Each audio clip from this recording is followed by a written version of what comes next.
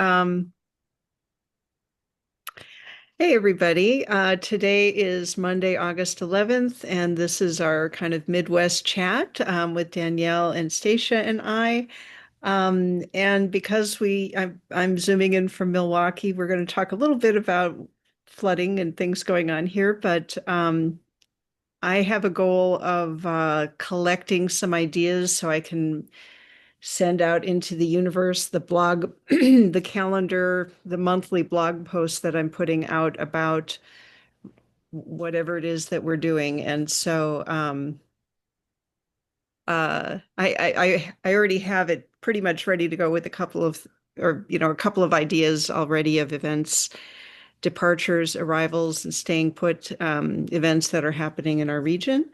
And Danielle and I have been talking, and Tiffany and I have been talking about our planning for the October event, which is now like 8 weeks away or something. I started writing the calendar countdown weeks, 9 weeks away. So starting to get excited about that. I also met up with Robert Reischke, who is new to Milwaukee and is one of those like retirees who's like, how can I plug in? And I'm like, okay, let's figure out how you can plug in. So he um, came is friends with Annaliek in the design school, and she had said, "Oh, when you get to Milwaukee, look up Karen and see what you can do to do weaving and whatnot." And so he's on the team. So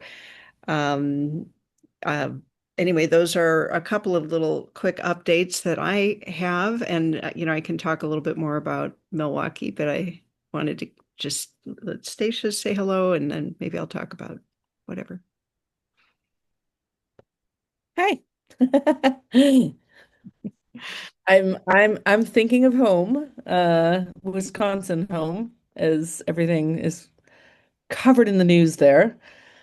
I'm in Malawi at the moment for another 3 weeks until I head off to Wales.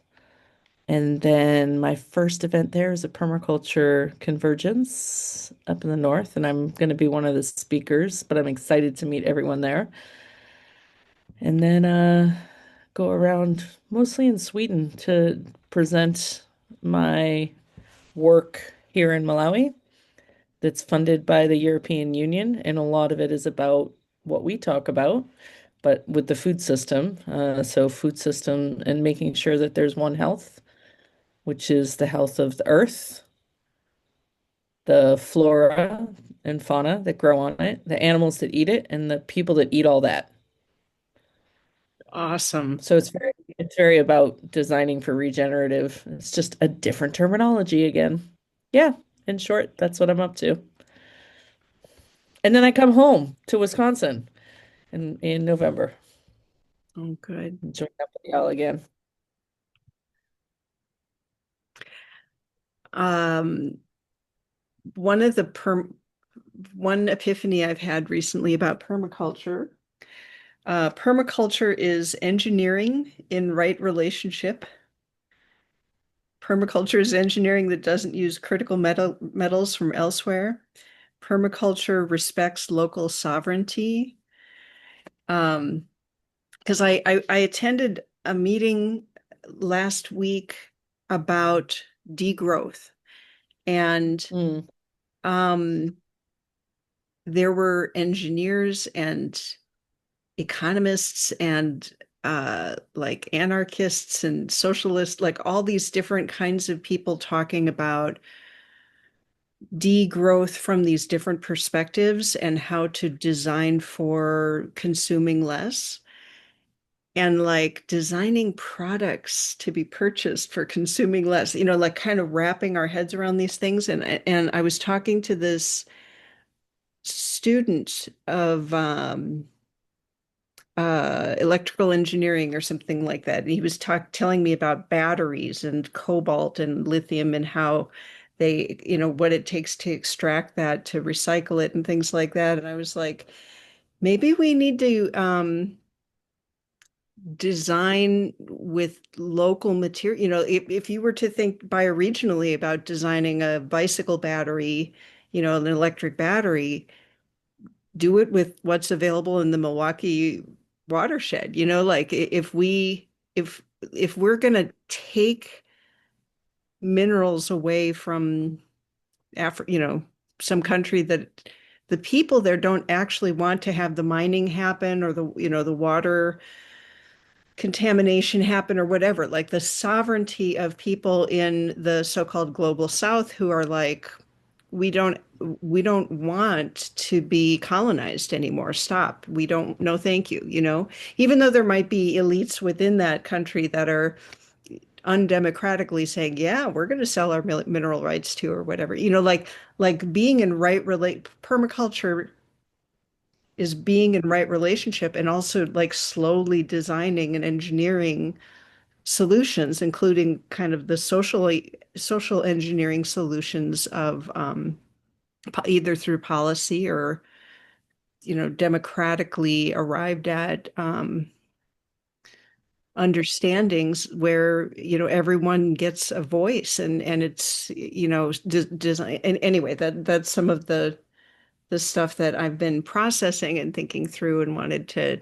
I have like sometimes when I attend a thing, I'm so full of stuff and I just don't know how to barf it out so that I can integrate it and move on with my life. And so I'm barfing it out.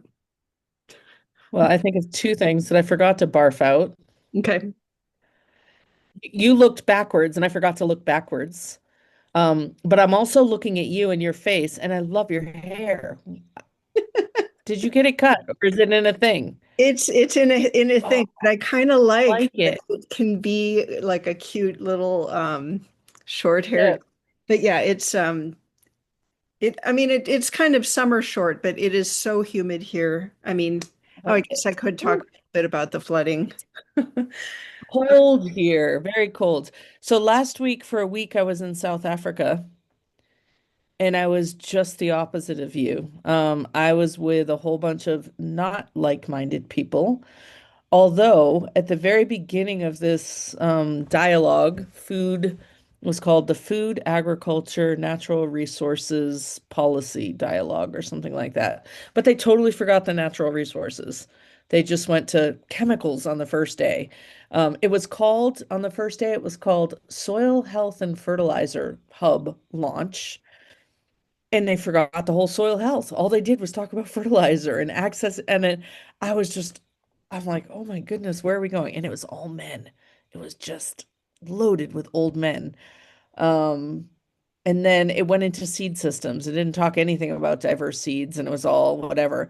So I think the whole room was in shock on the first day because as day three, two, three, and four came around, lots of voices were coming up and saying there's so much more than what we heard on day one. Um, but it was like the people who were sponsoring the workshop were all just putting their money into what they wanted the future to be, which was synthetic, chemical, industrial, whatever. Sort of really bad first day, but then it kind of built up to better and better. Yeah. Permaculture wasn't mentioned, but maybe by me. Yeah. So I got a little bit of both. Good stuff and crap, as life is. Yeah.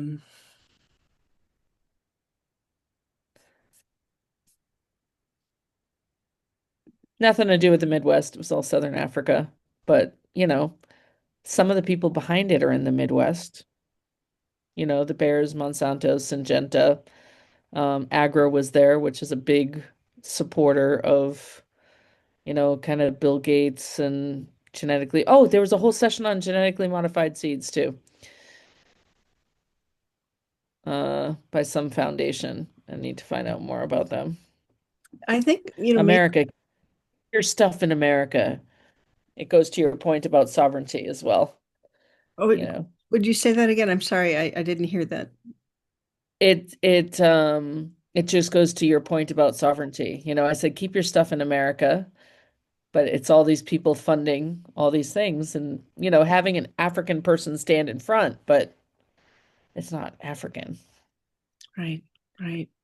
The one of the keynotes at that conference was called, it was about the North of the North, which I wasn't familiar with that, but like the global South being sort of, the colonized taken away from people, and the global North being the people doing the taking away, the United States, for example, and that within the the North, there's an elite among the global North that is enabling um, communities that have less power over democratic decision making because of dictatorships, or or these kinds of colonial structures of government, and seed international seed companies or things like that, that it's just sort of this intentionally overlooking that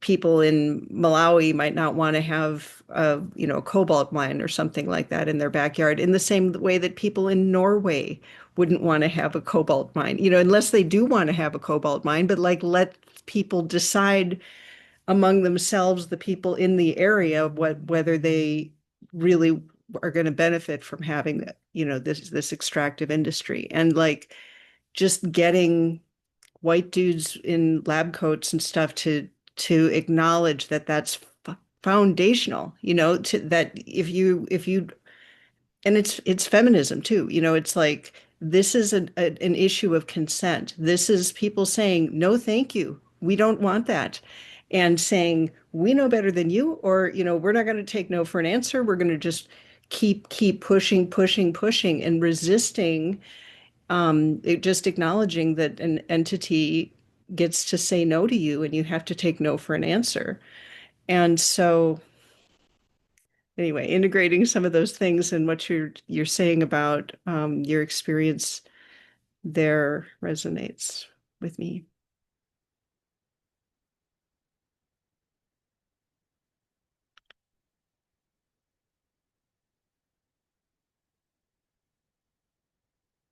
Can I talk a little bit about well, so we've been planning for this October thing for a while, and now it's kind of getting into gear. And Tiffany just said that we have access to like 3 houses that can house like 20 people. And we can do it kind of like my big sleepover, right? But like, I mean, people can certainly opt to be like, no, thank you. I'm staying at, the hotel that is comfortable for me. Um, but having an opportunity to really kind of, I'm trying to balance the level of hostessness of like, I want to make it so cute that there's like a little gift basket in everyone's, bed or something, like, to it being more normal. And anyway, I'm just getting excited about being really extra. And the first thing that we're going to do, I just described, is on the 16th. And I know, Stacia, you'll still be traveling, right? You don't get back till November. But we're going to immerse our toes, at least, in Lake Michigan.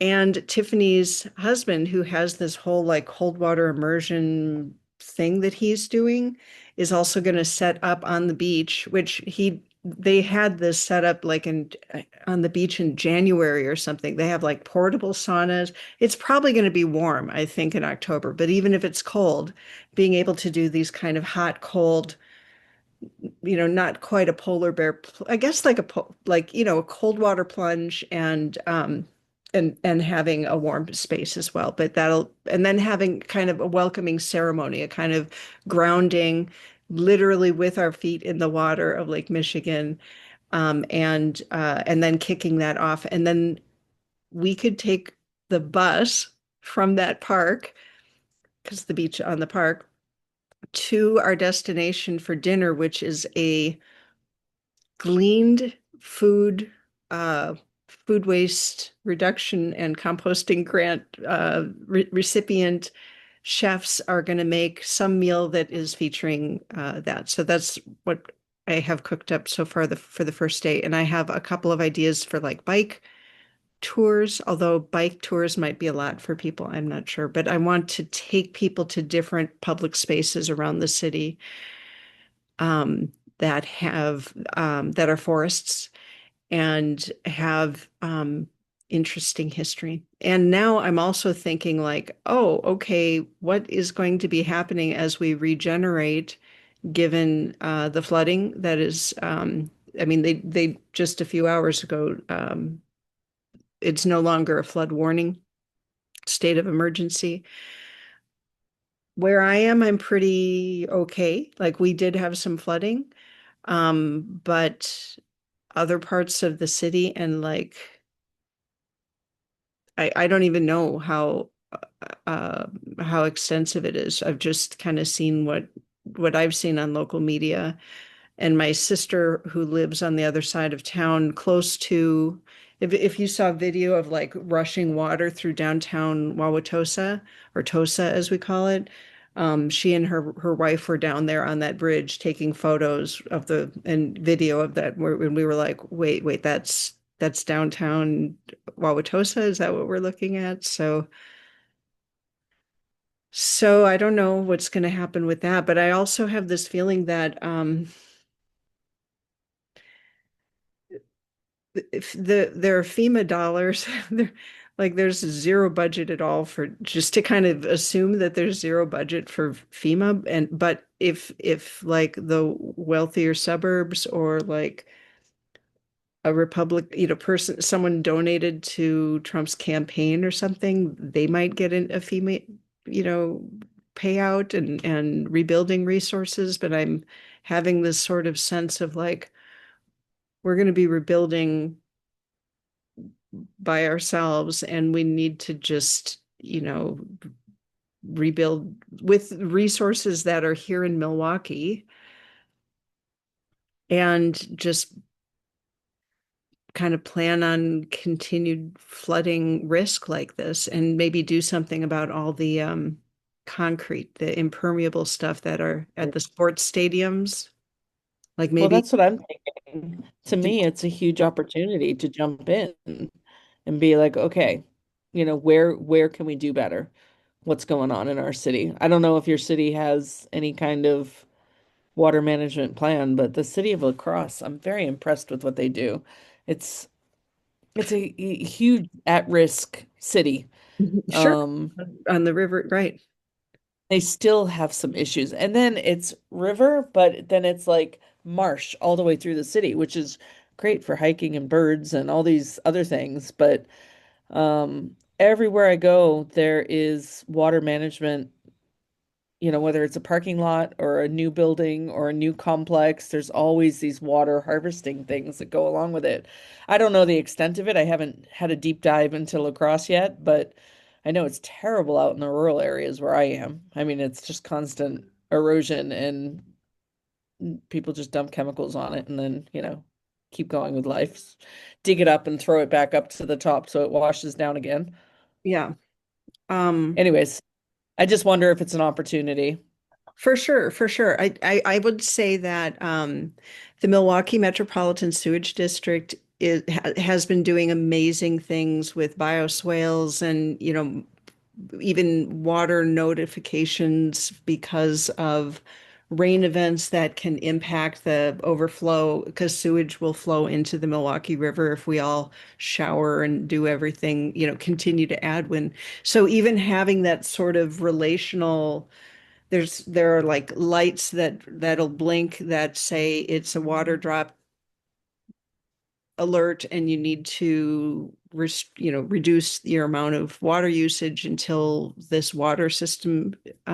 So I do want to say that there's a plan and there have been decades of infrastructure. The city of Milwaukee 100 years this in 1925 100 years ago had state-of-the-art water treatment system that was the model for throughout, world-class kind of stuff, and has been very committed to water management. And also, we have like acres of parking lots and things that are not part of the city's plan. It's privately owned stadiums. I'm thinking about the stadium. I don't even, and I haven't been down to that part of Milwaukee. I haven't read anything about that.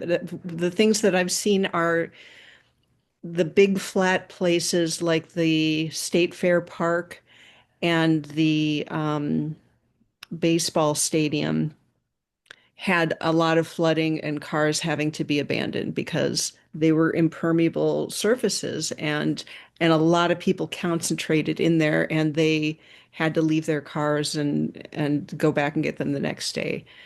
If it's drained, I mean, I don't even know how how far along things have uh if the water level has declined in those parts of the city and just on the other side of the county line. Um Uh, so I'm trailing off. I can't remember what I was just talking about, but that is that the city of Milwaukee's municipal sewage district has done a lot of good things, and but they're also limited by privately owned property that doesn't care if it's going to create, conditions that cause flooding and problems for other people, is how I'm landing on it today.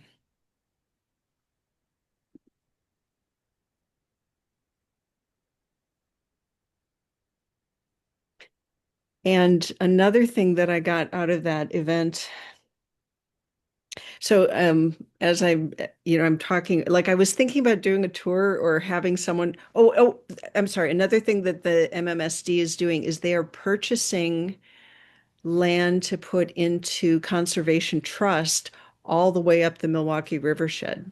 So um, they are doing landscape level regenerative processes that so maybe we should talk about that in the October event. I mean, if like have that as a mini talk or something. Um, or we could tour the facility, which is really cool as well. They make an organic fertilizer called Milorganite, Milwaukee Organic Nitrate, that is from bugs that eat our poop, and they sell it. So like the water treatment system is harvesting nutrients in that way, and then sells it for a profit as a fertilizer. So Cool. yeah. And so yeah, maybe I want want to include that part of the storytelling for the city of Milwaukee. Oh, and When's the last time you guys had a big flood? Do you know the well, trends of this? this was the highest the Milwaukee River has been recorded in the 170 years or so of records for that. Um, and so I think it's significant because I think it's significant because we're having bigger water events. And I think we can expect that we'll continue to have like these super saturating rainstorms that might sit over an area for 24 hours or longer and, make these like crazy amounts of water that no one was like, oh, come on, we'd never have to engineer for, a 500-year storm kind of thing that might come every other year or whatever, like that kind of thing might become normal. Uh, So I trailed off. I'm not sure what. I just asked, yeah, how often it happens. Oh, I don't know what you were trans. so in terms of often-ness, like this was the first time it was this big, but in like regular kinds of floods happen every season.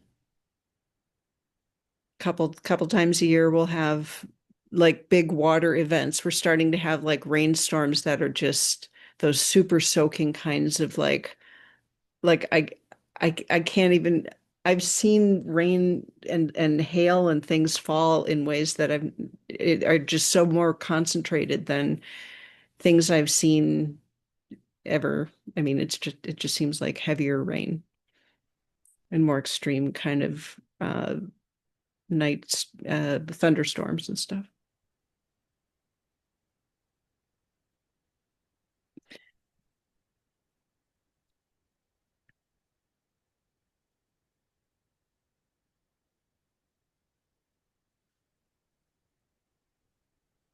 I'm trying to think. Oh, and How another you doing down there, Danielle? Oh, go ahead, Karen.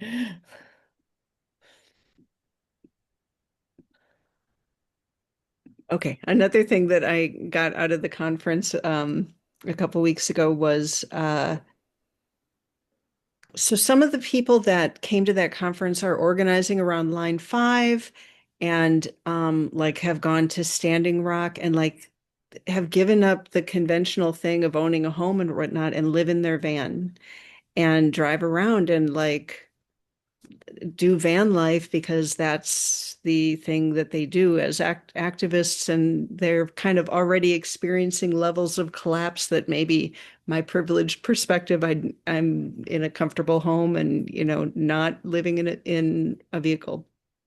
Um, and like living in an eco village in a having different kinds of ways of living with people but not having that other kind of permanence.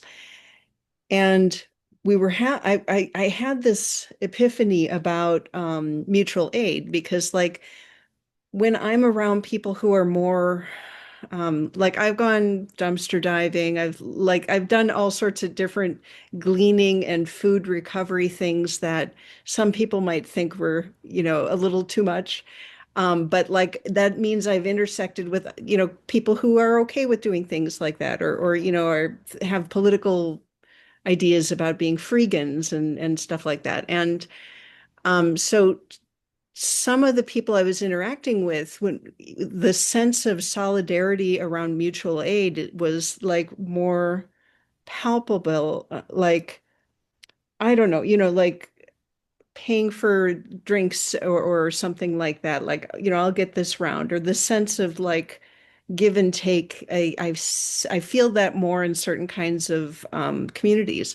And then some of these, I'm contrasting that with like people saying, "Oh, hey, can you Venmo me for that money that I gave you? I spotted you yesterday." And like, "Oh, yeah, of course I'll do that," but the sense of like the kinds of people who are like, "Don't even worry about it," versus the kinds of people who hold you to it. And the epiphany I had is it's taboo for privileged people, and I'm going to put myself in that category here, to be confronted directly about like, hey, can I drop my Venmo and get some money like right now? Would you would you give me money right now? Like that kind of affront to people like me is like, oh my gosh, you're not supposed to put me on the spot. You're not supposed to make me feel uncomfortable about saying no. Like I need to be able to be like, oh, I didn't see your email, or like I have to have some plausible deniability about why I'm not responding immediately with like, yeah, I'll just give you some money so you can pay your rent or whatever, whatever it is you need right now. And that epiphany for me was like, that's part of the conversation we need to have, is that like at some point we have to really make sure that the solidarity, that sense of economic solidarity, like we have to call out ourselves as privileged people with that like sense of like no one gets to ask me directly to like make contributions, because that violates a norm that we respect about like privilege, that you're not supposed to put people on the spot like that, especially people who, and part of what's making me think about this is Raisha Farmer, who is an organizer with the African American Roundtable. I've been going to the meetings, and we're like, I think we're going to have a couple of people join the permaculture design course, and then I'm going to fundraise and get some support for their permaculture projects here in Milwaukee on the northwest side in the historically African American neighborhood. So she and I've been talking, and she's like, I want access to your social networks for fundraising. Like, let's do things where we get like, because you probably know rich people. And I was like, yeah, I will do, we have to do that. Like I can't be like, I'm not going to ask my friends for money. Like that's exactly what solidarity is. And I do know people who are millionaires. I think I even know a billionaire, like not that I can just call that person up, but like, why wouldn't I want to help bring funding that is flow funding into neighborhoods that are totally doing exactly these things around food security, around like community governance coming together to um, as at neighborhood level to determine what we want to do about our food security and our food sovereignty. Like that's what they self-identified as a project that they're working on. And I'm not coming in with my doctorate and being like, oh, here's what we're going to do about food sovereignty.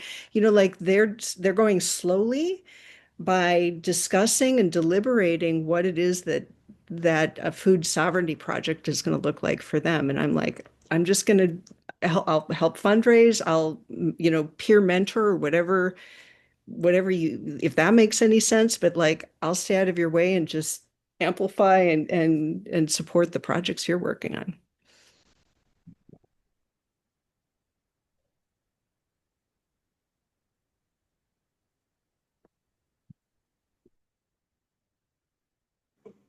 You're very inspiring, Karen.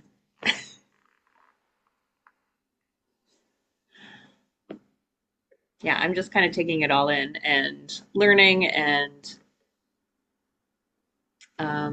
yeah, thank you.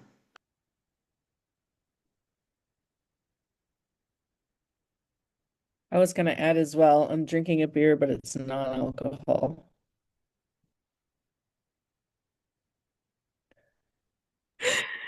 I usually am I'm drinking. not sitting over here, downing beers on a call. It's It's a just a drink. yeah. Yeah. I mean, it could, yeah. I made some, it's some kind of herbal tea. It's got black tea in it too, but I don't know, I felt like tea. Really weird. Danielle, doesn't she look like an AI? Did you see that, Karen? When you lifted it up, it disappeared because you have that background on.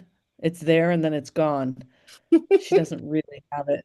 That's craziness. Are you AI behind you too? Maybe. I don't know. I don't know anymore. I don't mean AI, what the background thing that you have behind you, whatever that's called. It's making it disappear for us. Oh, okay. The wallpaper or something. Yeah, I don't remember what they call it. The background. Thing. Yeah, what else?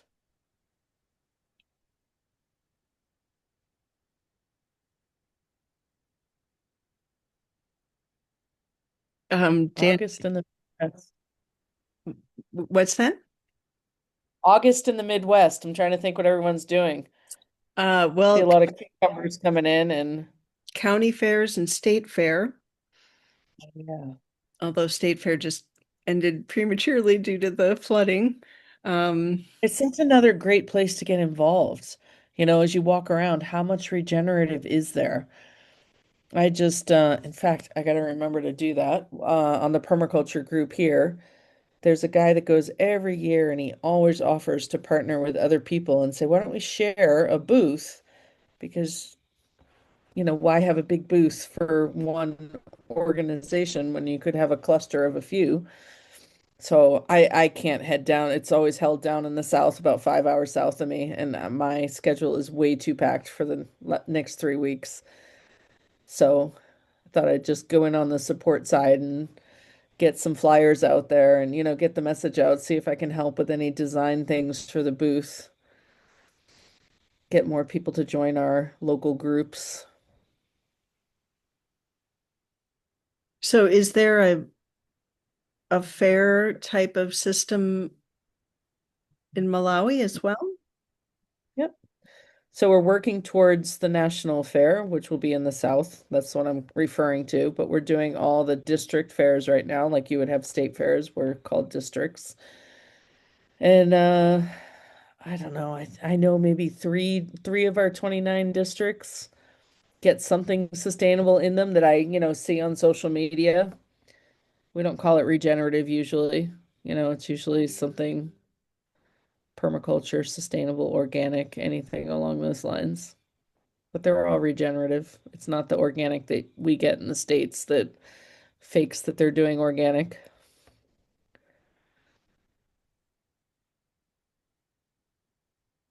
But it's tiny, tiny, tiny. It's again just looking for those opportunities. How do we get, our narrative into the mainstream if we don't participate with these other one things that are going on?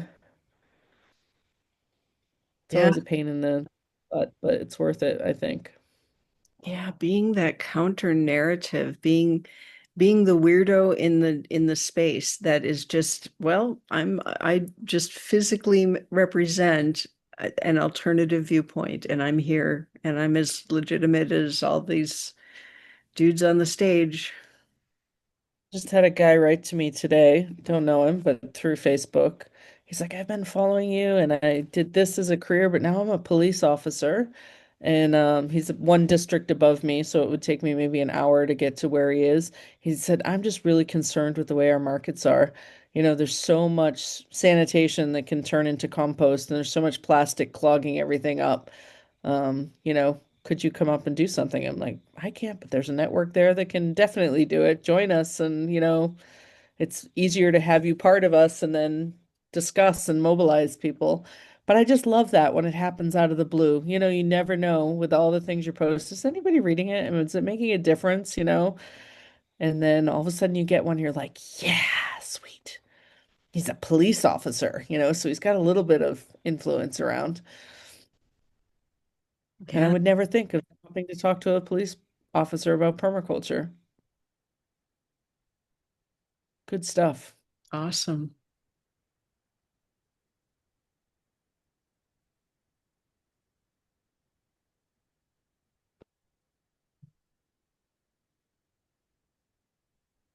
And I saw that somebody from the Midwest just finished a permaculture course north of me in Tanzania.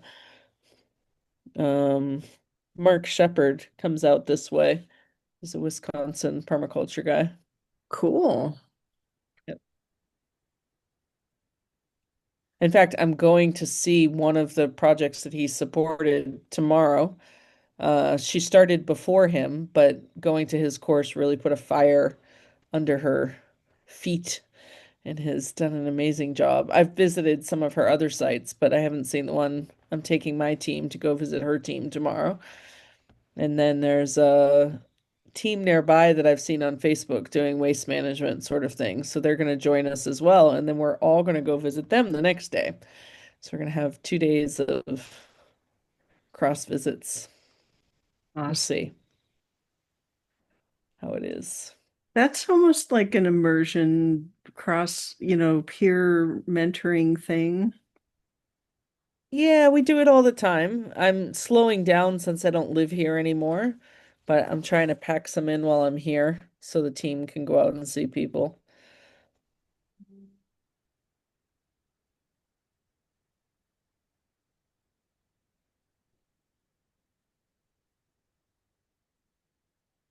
We're not doing a sleepover though. There's no houses, no three houses with. Oh, we are sleeping there actually, but we're not doing a big thing. Just five of us, 10 of us. Yeah, the sleepover thing too. So another heart yield that came from my event a couple weeks ago is that I stayed in a hostel international network. And a couple of things about the hostel system is that I've been thinking about the arrivals and departures and people moving around and the the website for Hostel International is like, come and belong. Like there's this sense of belonging built into their branding and the way that they design the space, kind of like a college union or something like that. There's pool tables and a place you can get something to eat and drink, and there's a little kitchen and the rooms are kind of like simple dorm rooms, but they have good security and they're ADA and they've got a bathroom and a shower and and they were less expensive than staying in a hotel in the Loop of Chicago. And anyway, I was impressed by the way that these spaces were designed for welcoming and that like it's a network of places in the same way that maybe we're building a network of these landing places that also have a kind of welcomingness, like for woofers and eco villages, and this kind of network of landing in new places where you may stay for a while, or you're a tourist, but also like the youth, the student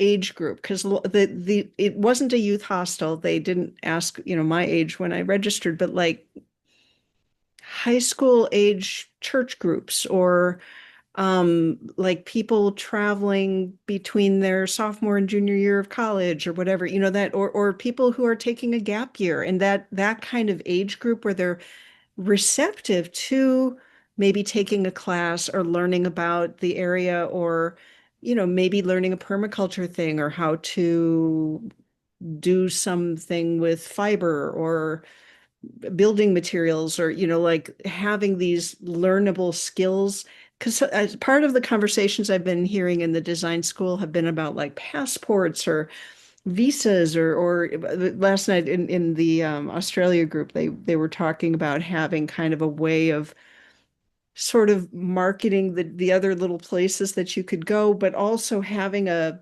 credential or a digital credential that could be like, I know these permaculture, I worked at this farm and I know how to do these kinds of things, or I know this kind of water management strategy, or, like having these or these whatever kinds of skills that might be useful to describe ourselves and to develop and to have micro credentials or just do for fun because like I'm going to visit Malawi or DeKalb and I want to know what's cool to do. I'm arriving and doing something and then probably taking off because I'm a young person and I'm curious about the world and I met this cute person and I want to go where they're going and who knows what the road will hold kind of sense of possibility and kind of building those networks and also being roomies with four other women like kind of older women and how we like respected each other spaces in that but also the kind of I felt this sense of like I can walk to the things with my roomie like this and anyway there's a fun dynamic about being able to travel to and from places with your little classmate. Or your homies. Yeah, my homies.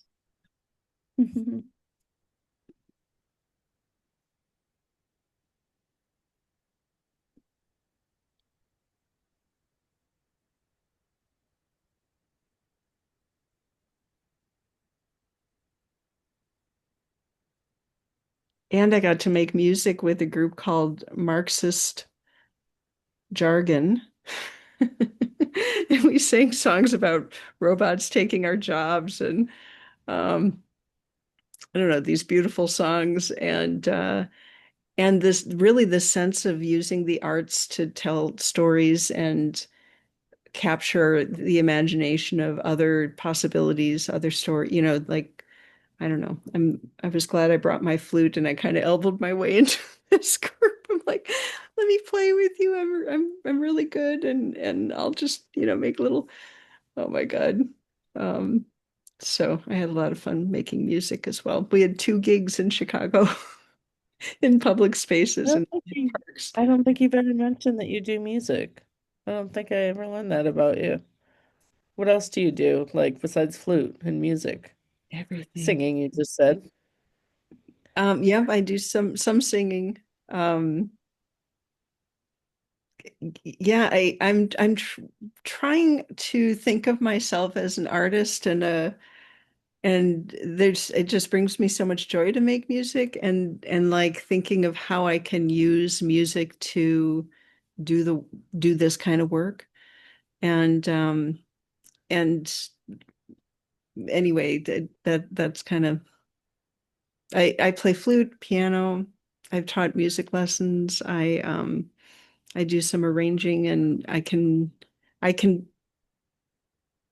almost like sight read by ear. I can play really well with ensembles. There's sirens going on outside right now. Um, and jazz and bossa nova and samba are things that I'm really into. And I'm giving a I'm co-presenting on Samba Saves Lives at the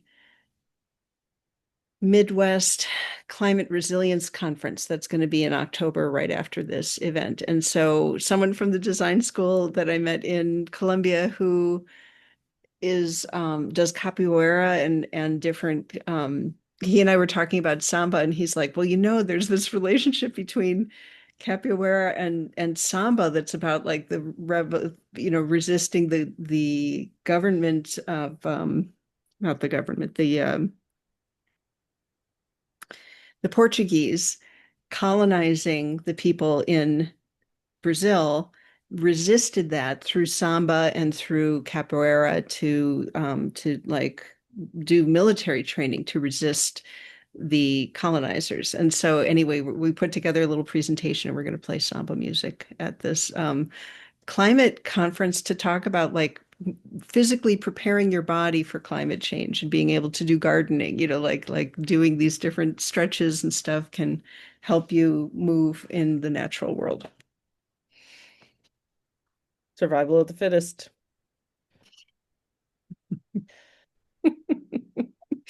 That's what got us through COVID. Get us through climate change. Some Uh, of us, anyway. yeah, some of us. Um, I'm thinking about introducing into the design school. I've got these other like things that happen outside of the design school, but because the Mighty Networks platform is undergoing this change where it's kind of a little bit more permeable, we're going to be able to do things where like in the past where I felt like I couldn't talk, like if I was hosting a book club in the design school, I couldn't really talk about it outside of the design school because people would have to join the design school in order to go to my book club, that like that kind of Yeah. those dissolve now. And so and I'm inviting you to think as well if there are spaces or existing spaces in the design school that you might want to create or use for networking in Malawi or like the way that like especially the hubs that we're designing if we are able to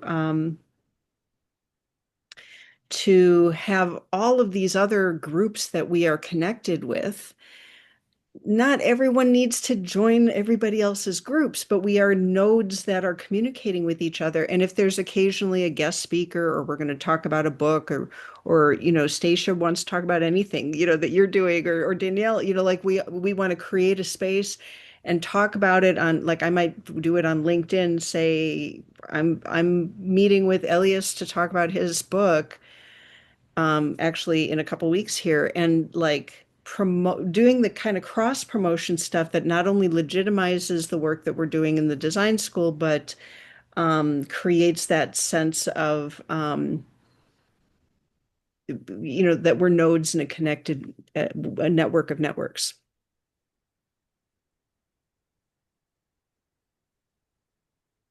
So I'm going to do something called or I'm already doing something on Zoom called indoor recess. And we started doing it during COVID. When Stacia mentioned COVID, it reminded me that my friend Kelly and we would get together on Zoom and we would do these exercises with other musicians to develop called deep listening. And they include physical movement, breathing exercises, and then kind of a musical meditation thing as well. And so I'm going to host 30 minutes once a month. I'm going to do that. And then also on Mondays from 9 to 12, I have a writing group that I'm hosting on my Zoom anyway, and I might think of it as like office hours or something. If people want to join, what I mean by a writing group is we log in at 9 a.m., we say hello, and then we turn off our cameras and we type for 50 minutes, and then we turn our cameras on and talk for a few minutes, and then we turn them off again, and we do that on Monday mornings. And I don't know if that's something useful, but it's something I'm already doing, and I may as well cross-pollinate it and say like if you're work because I mean most of us are writing about like urban design stuff and architectural history of Milwaukee and Chicago. Someone just wrote a book about that, but there's people writing children's books and poetry and whatnot, and grants. I'm writing all my weird permaculture stories and stuff. So anyway, that is every week, Central Time, 9 to 12. And it's the same channel. So it could also be like, I'm just trying to think of how else I can use existing resources and connections as we, continue to organize. Yeah, I haven't been paying attention to the Slack and Mobilize, all the bottom things in my phone. I've just been doing what's around my work, so I've missed any announcements. I don't even pay attention when they come in emails. This is the only one that I have in my calendar. I do have another bioregional organizing one, but it's not specific enough for me. Again, honing in. I did pass my master's two I weeks saw ago, and now I that. have a I saw that. yeah. Congratulations. So now that that is off my plate, I do have 2 days a week where I can fill with something else. But I seem to have already overfilled it. So I think I told everyone that this week coming now, that I was free to start doing things. And oh, geez, the calendar's nuts. Anyways, this fell at the right time. Awesome. But I do need to get to my paid work, so I think I've been scrolling through the design school and seeing who's in Wales and who's in Switzerland, not Switzerland, Sweden, just to see who's around and reach out to a couple of people maybe. Awesome. Overfill that schedule now. I'm Did actually going to Cyprus too. I'll check Cyprus as well, although I shouldn't be working in Cyprus. I need to do family time in Cyprus. Oh, good, good. Do you know Pete Jeffs? He's not quite in He sounds Wales. familiar. Yeah, he's in maybe Cornwall. I don't know. Like he's in the western part of Great Britain. Yeah, I mean he's right on this thread that I'm looking at right now. Yeah. And he seems super cool, and he's got a houseboat. And like I'm imagining someday going to visit like our whole permaculture class showing up in his houseboat so we can see because he's been like taking care of the area just adjacent to his he lives on a channel on a canal or something like that in Western Atlantic European Coastal Bioregion. Look at that name. Holy mackerel. He's on the west coast of Scotland, so quite north of where I'm going. okay. Okay. I would love to make it up there. I have several friends up in Scotland, but I just don't think I can stretch so far. Okay. Well, thank you both for taking the time to visit with me today, and safe travels to you, Stacia. And I know Danielle and I will be chatting more about design immersion plans, but I'm feeling really good about, kind of how things are progressing. And I also want to feel sort of fluid about whatever's on ongoing because there might be a different story to tell about Milwaukee 2 months from now. And I'm just going to flow with that. So Anyway, have a terrific rest of your day. Hi, everyone who's listening. Bye. Bye, everyone. Thanks.